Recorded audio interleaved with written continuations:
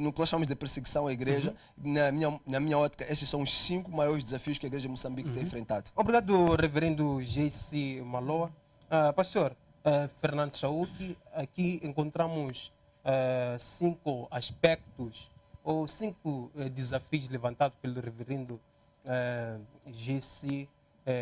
Maloa. Encontramos o primeiro desafio, que tem a ver com a doutrina, onde em algum momento acabamos entrando em conflitos, acabamos entrando em contradições. No segundo momento, nós encontramos a ideia da igreja. Será que a igreja é um serviço essencial ou não? No terceiro ponto, nós encontramos a união com Cristo. No quarto ponto, nós encontramos falsos profetas. Por último, encontramos a perseguição da igreja. Pastor, qual é o papel dos líderes eclesiásticos face a esses desafios? Até que acrescentar mais um ponto, né?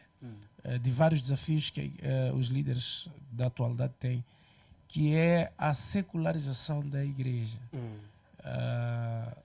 Com tudo isto dito, há uma tendência das pessoas de fora, não é? Quererem criar leis, ideias de como é que a igreja deve ser, sem procurar saber do próprio dono da igreja como é que ele quer que a sua igreja seja. Então, esse é um dos grandes desafios que nós temos como líderes hoje, que devemos levantar e encarar esses desafios. A secularização da igreja, a normalização de aspectos mais gritantes que ferem com aquilo que é a natureza de Deus, que isso deve entrar no seio do corpo de Cristo e ser visto como normal. Por exemplo, a normalização do homossexualismo, a normalização de questões que têm a ver com o curandeirismo, por exemplo, o obscurantismo. E eu tenho percebido que há um trabalho que é feito até pelos mídias de procurar trazer o trabalho dos curandeiros no mesmo patamar com os pastores. Com os pastores, com a igreja. Quer dizer, querem misturar as trevas e a luz. Tudo isto são desafios que nós estamos a encarar como líderes da atualidade. O outro desafio que me preocupa a mim é que estamos perante líderes que precisam ser o que nunca tiveram. Precisam de ser, precisam de se posicionar, mas não foram projetados, não foram preparados. A nossa geração não foi preparada para ser e saber estar neste momento em que nós estamos a viver. Os nossos pais, infelizmente, não chegaram a fazer um trabalho para projetar essa geração, de modo a ser, principalmente no nosso país de Moçambique. Quando falamos, por exemplo, da paternidade espiritual, que é um tema que precisa ser aprofundado. Quando falamos de... quando nós lemos o livro de Salmos 127, a Bíblia diz que filhos são a herança do Senhor. Isso aplica-se também nesses filhos gerados na fé. E Davi diz que como flechas, não é? Nas mãos de um valente, assim são os filhos na mocidade. E depois ele diz que bem-aventurado é o varão ou o valente que enche a sua aljava. Os líderes da nossa geração são flechas não bem afiadas. Portanto, primeiro não estão a ser projetados para alvo nenhum. Como assim? Explica melhor, pastor Fernando Show. Esta geração, malta, vocês todos aqui, esses que fazem barulho na televisão, malta, nós somos flechas que não foram bem afiadas. Nós não estamos a ser projetados para alvos sérios.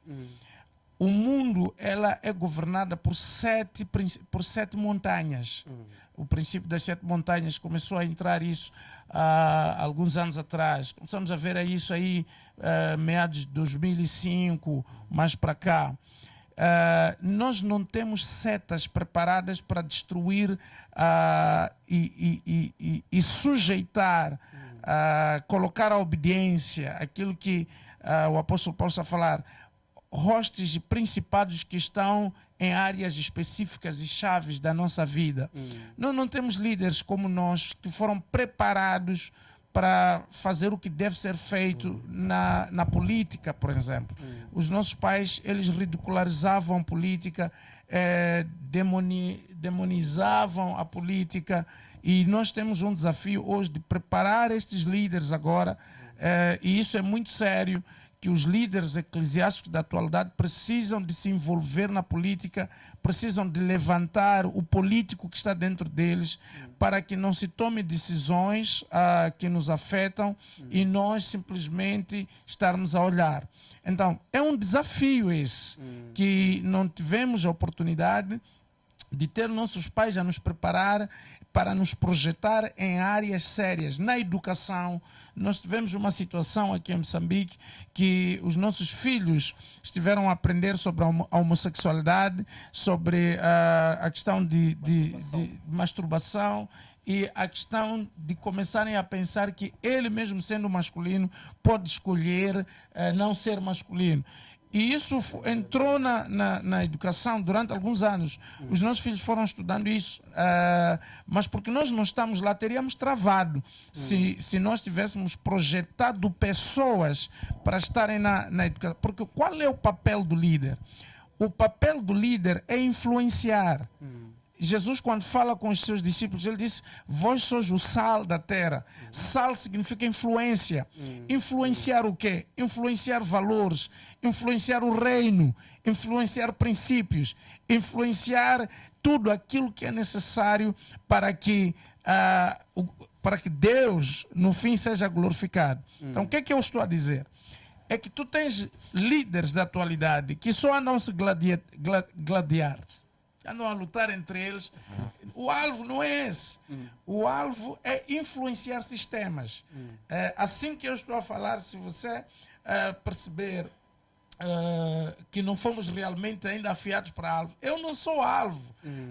Só o fato de eu ter uma posição diferente que o outro, por exemplo, é normal que ele me tenha como alvo a bater. Então, isso mostra claramente que é um grande desafio da liderança eclesiástica da atualidade. Estou a falar da geração de hoje, estou a falar da geração 75 para cá, ou geração...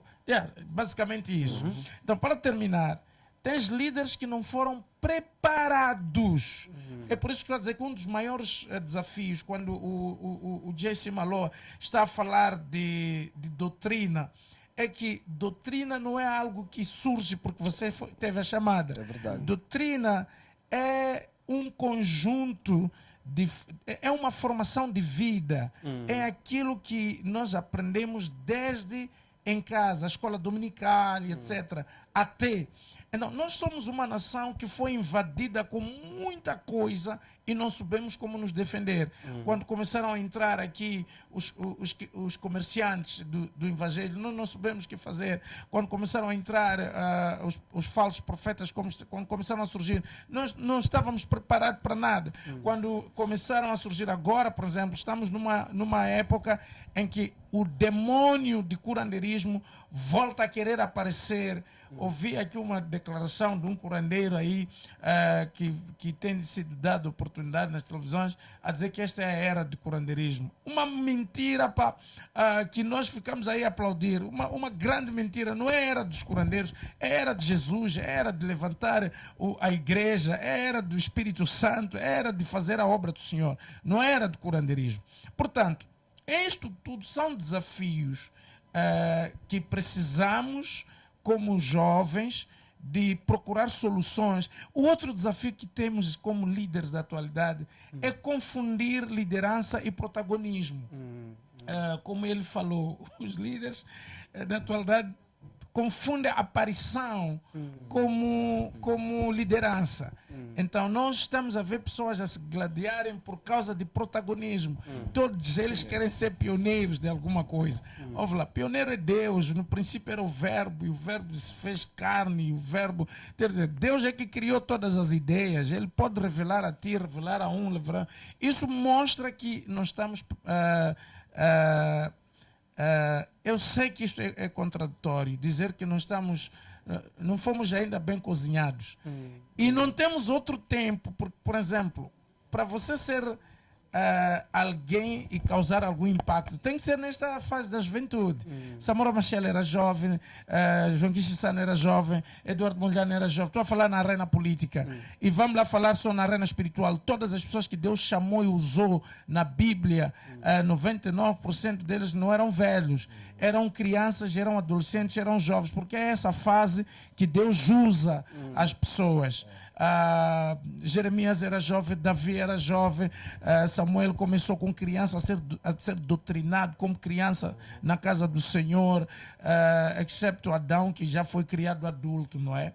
Mas vais perceber que tudo tem que ter uma base, temos que ser preparados e não há outro tempo, é agora. Temos que correr contra o tempo, ser o que não tivemos. Esse é um dos grandes desafios que a liderança de hoje tem. Obrigado, pastor Fernando Chauk, a todos que acompanham o nosso programa através da nossa página do Facebook. Continuem interagindo conosco, colocando as vossas mensagens através da nossa página do Facebook. Temos aqui uma mensagem do Silva Tem, que acompanha o nosso programa diretamente dos Estados Unidos da América. Diz saudações, amo-vos. Nosso muito obrigado, Silva.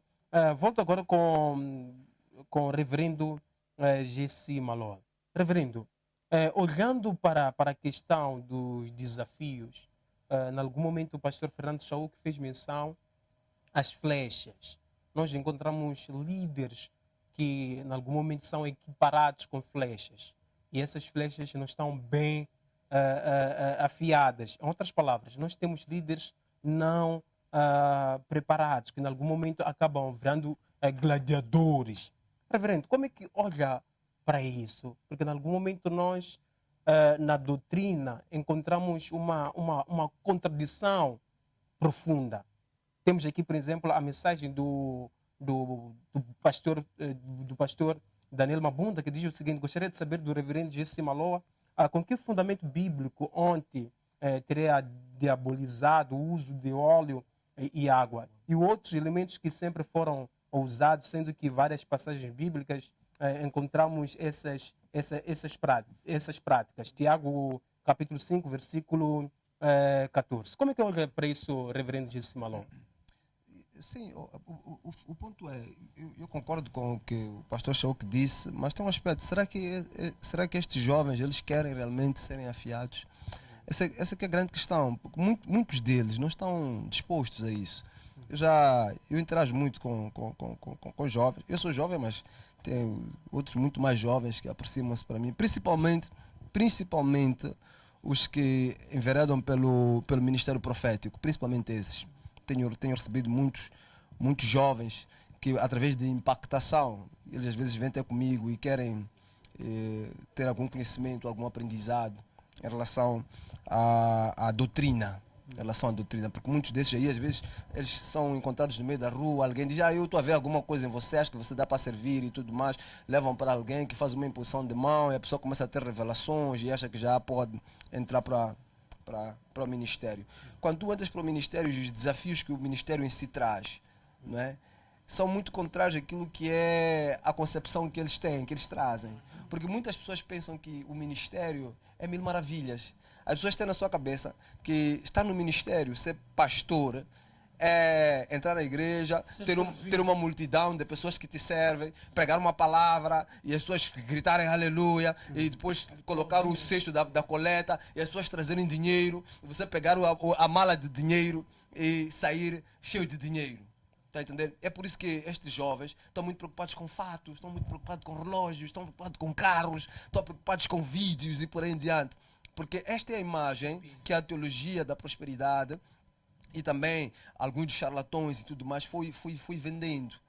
Mas o ministério, na verdadeira essência, quando você entra para o ministério e percebe o que é ministério, o que é doutrina e tudo, mas é um sacrifício.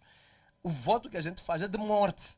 Você, quando entra para o ministério para pregar a palavra, para ser pastor e tudo, mas é um sacrifício terrível. A gente sacrifica as nossas vidas, sacrificamos a família, tiramos de nós o que não temos. Okay? São noites e noites de sacrifício, é muito pesado. E este preço, quando Jesus Cristo foi falando sobre isso, em Lucas 12, depois em Lucas 9, depois em Lucas 14 também, ele dizia assim: se alguém quiser me seguir, negue-se a si mesmo, carregue todos os dias a sua cruz e me siga. Pois quem quiser salvar a sua vida, perderá, mas quem perder a sua vida por minha causa, salvará. Então, tu não podes seguir Jesus se tu amas as coisas mais do que amas a Deus. É um caminho, é carregar a cruz. A cruz é o quê? O símbolo de cristianismo é cruz. Cruz é o quê? É morte. Estás a perceber? Então, indo para a questão doutrinária, eu tive o privilégio, eu posso dizer que tive o privilégio de passar por várias escolas bíblicas e depois fazer uma consolidação e dentro do ministério que estou a liderar agora, ter uma visão mais aberta sobre o que é bom, o que é mau, o que podemos seguir, o que não podemos seguir. Muitos não tiveram isso. Muitos se tornaram líderes. Estão a sair, por exemplo, da Igreja Universal. E a única coisa que eles têm é a Igreja Universal. É por isso que uma bunda questiona sobre água. Porque a única coisa que ela aprendeu, de facto, foi vender água, vender óleos, ou fazer aqueles fogo, sei lá das quantas, aquelas campanhas, né, que eles fazem para motivar as pessoas tirarem dinheiro. Se você está vindo, por exemplo, de uma escola dessas, de facto, vai ser muito difícil você assimilar o que nós estamos aqui a tentar explicar. Não tens dois pesos, duas medidas. Eu tive a graça de felizmente passar por 3 escolas. Eu sei como é que um calvinista pensa, eu sei, e já sentei com ele, eu entendo o que ele pensa, sei como é que pensa um arminiano, já estive com ele, sei como é que pensa um sensacionista, já estive entre sensacionistas, sei como um pentecostal pensa, já estive entre eles e já recebi a impactação e a visibilidade do que é ser. Quando tu não passas por esse tipo de experiências, tu não és submetido a isso, okay? É muito difícil solidificar desde uma doutrina sã. Outro aspecto muito importante em relação à questão doutrinária, que é um dos desafios que a nossa liderança aqui muitas das vezes tem que trazer, é que a busca pelo conhecimento e a verdade é uma busca incessante. E você tem que fazê-la de coração e mente aberta. Não podes vir com bias para Deus. Eu já sei. A primeira coisa que Deus faz quando Ele te chama para o ministério é te despir. E Ele começa a te ensinar de zero. E às vezes conceitos que você já trazia, eles ficam todos deturpados. É o que Deus faz a um verdadeiro líder. Quando Deus me chama para o ministério, uma das primeiras coisas que eu perguntei a Deus é: o que eu vou ensinar às pessoas? Qual é a doutrina que tu queres que eu leve? Porque eu fui consagrado pelas presbiterianas e pela Assembleia de Deus, que são 2 igrejas com doutrinas completamente opostas. Okay? Uns são calvinistas, outros são arminianos, uns são pentecostais, outros são sensacionistas. Mas eu tenho líderes das 2 igrejas, tanto da Assembleia de Deus, tenho pessoas que respondem, e como da presbiteriana também tenho pessoas que respondem. E essas pessoas visitam o ministério. E eu tenho que explicar a essas pessoas porque que, por exemplo, nós não fazemos batismo de crianças, não é? Quando, por exemplo, os presbiterianos fazem batismo de criança. Então, para você superar isso, tem que levantar um conceito, tem que ter um conceito muito importante e intrínseco em você. A Bíblia tem que ser essencial. Você não pode seguir, se alguém me diz uma coisa que não é bíblico, okay? Que não conta respaldo bíblico, independentemente se a coisa está sendo ensinada há 1000 anos. Me desculpa, querido, mas eu não vou seguir o teu caminho, porque não é bíblico. Agora, olhando para essa questão da água, revelação. não, a revelação, ela tem que ter respaldo bíblico. Deus não vai te revelar, Deus não se contraria. Deus não te vai revelar algo que não tenha respaldo bíblico. Porque a Bíblia é o verbo. Portanto, se Deus quer falar contigo, Ele não vai fugir à questão da Bíblia. Somos todos revelados. Sempre que a gente prega, há uma revelação nova que vem. Se você for para os nossos vídeos, nossas pregações e por aí adiante, estão repletas de revelação. Mas ela tem que ter este respaldo bíblico. A questão da água, por exemplo, só para responder a uma bunda, é muito breve trecho.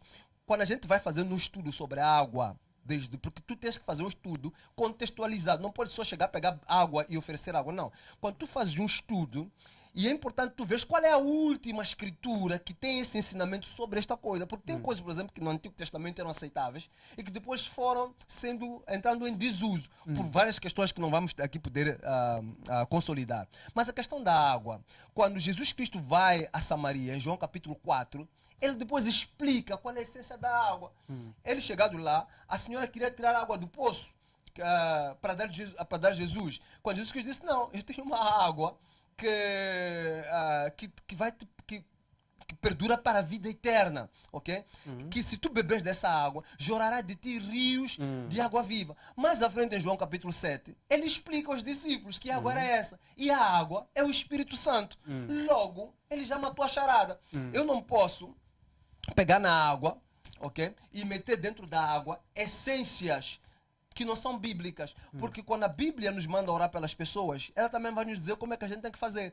Ela não nos manda orar para os elementos curarem as pessoas. Marcos capítulo 16, ela diz que nós temos que orar para a pessoa, através da imposição de mão. Logo, quando a gente olha para todos os contextos e outras coisas mais que tem que ver, por exemplo, com a água e com o óleo, que era a simbologia no Antigo Testamento do Espírito Santo, mas quando a gente entra para o Novo Testamento e no dia de Pentecostes o Espírito Santo é derramado sobre toda a carne, tu não encontras mais nenhum discípulo de Jesus Cristo a receber, por exemplo, a unção com óleo. Agora, uma escritura que tem, só para fechar, que tem atrapalhado muito, é aquela em que Tiago diz, ungirá com óleo e a oração do justo terá muito efeito. Então, muitas igrejas, até as evangélicas, elas pegam no óleo e usam o óleo como óleo de unção por causa daquela passagem. Mas quando nós fazemos um estudo profundo sobre esta questão do óleo, nós entendemos até pela parábola de Jesus, né? Aquela em que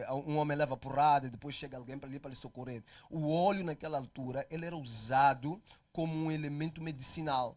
Portanto, o que a Bíblia recomenda de facto é que se alguém vem doente, nós damos remédio e oramos, podemos orar pela pessoa, mas não podemos descurar a medicina. A pessoa tem que ir para o médico, tem que fazer uma avaliação médica para de fato se apurar se a pessoa está curada. Quando isso não acontece, o que se dá? Aquelas cruzadas que há aí de curas e etc. As pessoas vêm porque estão emocionadas e dizem, eu fui curada. No dia seguinte você vai atrás da pessoa, a pessoa continua paralítica, a pessoa continua doente. Por quê? Porque não é o pastor que dá o diagnóstico da cura. Vem alguém que está doente, tem problema de estômago, eu vou orar pela pessoa, ok? E Deus vai curar essa pessoa. Mas essa pessoa depois tem que ir ao médico e fazer uma avaliação para ver se a úlcera dela está curada. E quando ele vier com o diagnóstico médico, está resolvido o problema. Obrigado, reverendo J.C. Maloa, pastor Fernando Saúde, a todos que acompanham o nosso programa através da nossa página do Facebook.